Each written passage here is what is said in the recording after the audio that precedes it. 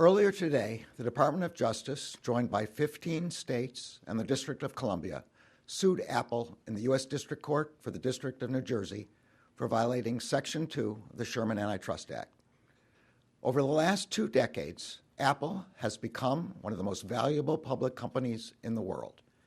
Today, its net income exceeds the individual gross domestic product of more than 100 countries. That is in large part due to the success of the iPhone, Apple's signature smartphone product.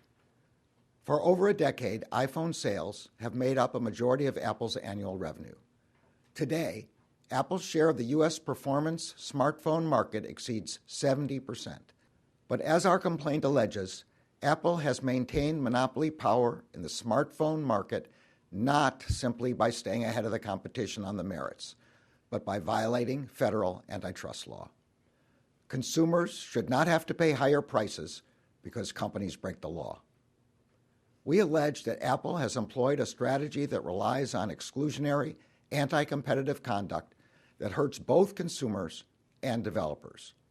For consumers, that has meant fewer choices, higher prices and fees, lower quality smartphones, apps, and accessories, and less innovation from Apple and its competitors.